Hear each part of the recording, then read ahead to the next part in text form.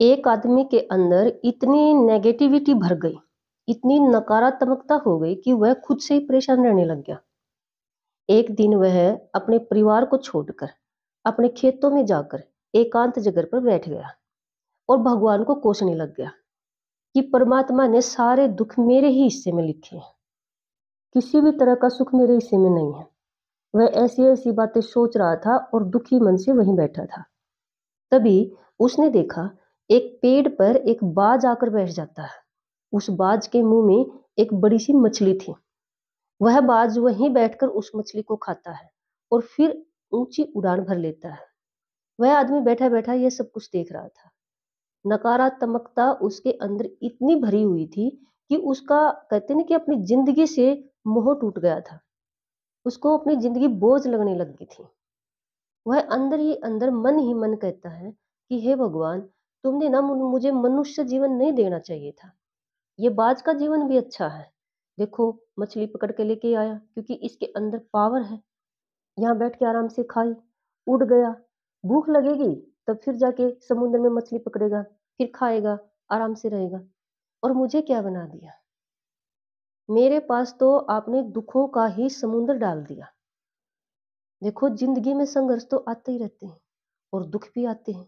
कई बार इंसान इतना परेशान हो जाता है, नकारात्मकता इतनी भर जाती है, वह हर काम में, हर बात में नकारात्मकता, नेगेटिविटी देखता है। देखो, हर बात में दोनों पोर्शन होते हैं, अच्छी बात भी होती है और गलत बात भी होती है।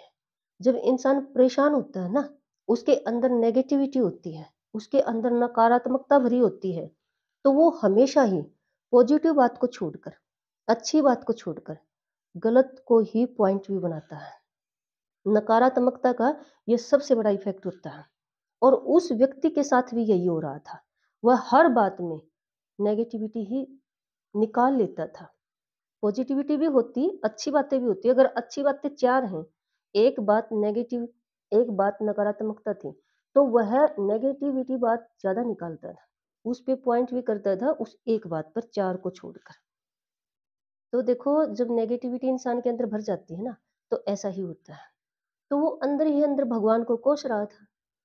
तभी आकाशवाणी होती है कि क्या तुम इंसान बनकर परेशान हो?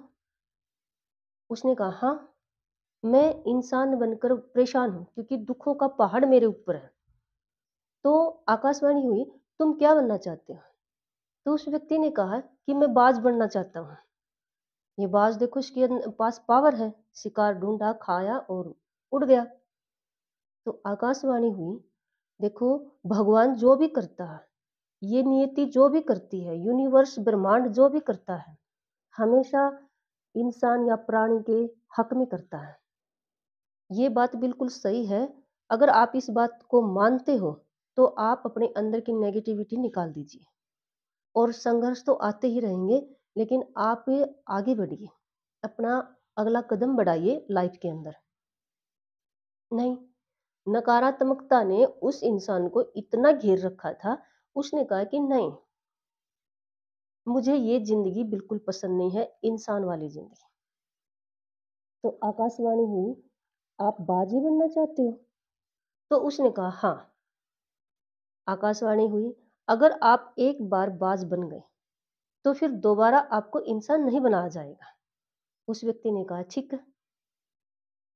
आकाशवाणी यूनिवर्स की पावर ही बोल रही थी।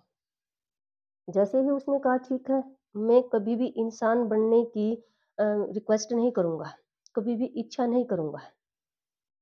जैसे ही उसने ये कहा, वह बाज बन जाता है। वह व्यक्ति बाज के रूप में बहुत ज़्यादा खुश है, वो बहुत ऊँची उड़ान भरता है। जब उसको भूख लगती है, तो वह शिकार के लिए निकलता है, समुद्र के पास जाता है, लेकिन उसकी उसकी पकड़ में शिकार आता ही नहीं है।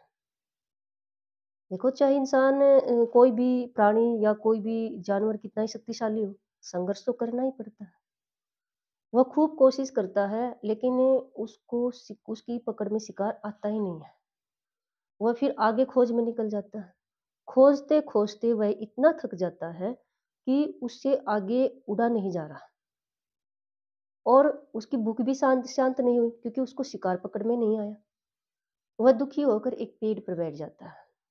तभी बरसात का मौसम हो जाता है।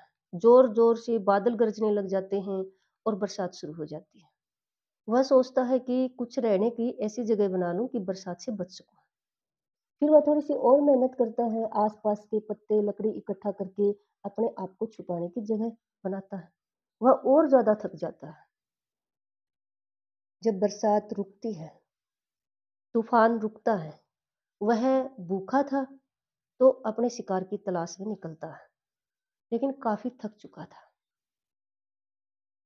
उसको शिकार कहीं नजर नहीं आता है। फिर उसको एक घायल पक्षी दिखाई देता है। वह उसी घायल पक्षी को खाकर अपना पेट भरता है और एक पेड़ पर बैठा होता है। तभी हवा का झोंका जोर से आता है। वो थका हुआ था। झोंके से वो गिर जाता है और नीचे एक लकड़ी का जो टुकड़ा था कील की तरह ऊपर उठा हुआ था, वह उसके पंजे में लग जाता है। पंजे में घाव हो जाता है। वो पहले ही दुखी था, भूखा था, उसकी भूख अच्छी तरह से शांत नहीं थी, 2-3 दिन से थका हुआ था और ऊपर से फिर उसका पंजा भी घायल हो जाता है। लेकिन उसने कहा था कि मैं भगवान को नहीं कोसूंगा, मैं अपनी कोई भी और इच्छा प्रकट नहीं करूंगा, मैं बाज के रूप में खुश रहूंगा। वह अपना मन मारकर फिर उड़ान भरता है, लेकिन पंजा घायल होने के कारण वह थक जाता है। वह एक पेड़ पर जाकर बैठता है। उसी पेड़ पर कौवा बैठा हुआ था। कौवे ने उसके पंजे को देखा जिससे खून निकल रहा था। वह उस पर चोंच मारने की कोशिश करता है। बाज अपने आप को बचाता है, लेकिन कौवा ऐसे चिल्लाता है कि आसपास के और भी कौवे आ जाते हैं। सभी मिलकर बाज को परेशान करते हैं। बाज बना वह व्यक्ति वहां से उड़कर ऊंची उड़ान भरता है। ऊंची उड़ान में एक बात तो साफ है कि ऊपर जाने के बाद ऑक्सीजन का जो लेवल है कम हो जाता है, जिससे कौवे मर जाते हैं, नीचे गिर जाते हैं। ऐसा ही उन कौवों के साथ हुआ। कौवे ने ऑक्सीजन कम होने के कारण नीचे गिर जाते हैं। वहां बाज अपनी जान तो बचा लेता है, लेकिन इतनी ऊंची उड़ान भरने के कारण इतना थक जाता है कि वह भी बेहोशी की हालत में नीचे गिरता है। जैसे ही वो नीचे गिरता है, उसके पंजे से खून निकल रहा था। फिर वहां भी आसपास कौवे आ जाते हैं। जैसे तैसे वहां से वह अपनी जान बचाता है और वहां से उड़कर अपनी जान बचाता हुआ थोड़ी सी दूरी पर निकल जाता है। फिर वो घायल अवस्था में सोचता है कि मुझे अपना इलाज करवाना चाहिए। इलाज करवाने के नाम पे उसको व्यक्तियों वाला अस्पताल याद आता है। वो उस टाइम पर ये भूल जाता है कि मैं एक पक्षी, एक बाज बन चुका हूँ। वो वहां पर उड़ान भरता है और जो व्यक्तियों का मेडिकल था, अस्पताल था, वहां उसकी चोटी पर आकर बैठ जाता है, छत पर आकर बैठ जाता है। 2-3 बार नीचे आता है। जो डॉक्टर थे, नर्स थे, उनके सामने से निकलता है, लेकिन किसी का भी ध्यान उस पर नहीं जाता। वह मरने की अवस्था में था। वह वापिस छत पे आके बैठ जाता है और जब उसको लगता है कि उसका शरीर उसको छोड़ रहा है, मतलब वह शरीर को छोड़ रहा है, शरीर इतना घायल हो चुका है, उसका साथ नहीं दे रहा है, तब वह सोचता है कि हे भगवान, मैं शिकायत नहीं करना चाहता था, मैं कोई भी अपनी विश नहीं बताना चाहता था, मेरी और कोई भी इच्छा नहीं थी, लेकिन सच में मुझे अब एहसास हो रहा है कि आप जो भी करते हो इंसान के हक में, हर प्राणी के हक में ही करते हो। मैं इंसान ही ठीक था। अगर आज मैं इंसान होता, घायल भी होता, तो मुझे इस जगह का पता था, मेरा इलाज हो जाता। लेकिन मैं बाज हूँ, मुझे नहीं पता बाज का इलाज, ट्रीटमेंट कहाँ होता है, मैं कहाँ जाऊं, मैं मरने वाला हूँ। और ऐसा कहकर बाज बना हुआ व्यक्ति अपने प्राण त्याग देता है। देखो, इस कहानी से क्या मैसेज है कि भगवान जो भी करता है इंसान के हक में ही करता है, उसकी भलाई में ही करता है। कई बार इंसान ट्रेजेडी से, संघर्षों से इतना परेशान हो जाता है, उसको लगता है कि उसके साथ ही सब कुछ गलत हो रहा है, उसको लाइफ बोझ लगने लग जाती है कि भी लाइफ बोझ बन चुकी है, संघर्ष इतने दुखों का पहाड़ टूट चुका है। होता है कई बार ऐसा, हर इंसान के साथ होता होगा, क्योंकि भाई ये जीवन तो चक्कर है, कभी दुख है कभी सुख है। लेकिन हमेशा गॉड पर ट्रस्ट करें, भगवान पर भरोसा रखें, क्योंकि परमात्मा जो भी करता है इंसान के हक में ही करता है। और दूसरा, नेगेटिविटी और पॉजिटिविटी दोनों एनर्जीज का समावेश होता है हर पॉइंट में। वो हम पर डिपेंड होता है कि हमने कौन सी एनर्जी पर फोकस करना है। कई बार हम इतने परेशान होते हैं कि जिस भी पॉइंट में नेगेटिविटी है उसमें पॉजिटिविटी भी होती है, लेकिन हम देख नहीं पाते हैं। हमें सिर्फ नकारात्मकता, बात की जो कमियां हैं, पॉइंट की जो कमियां हैं वही नजर आती हैं।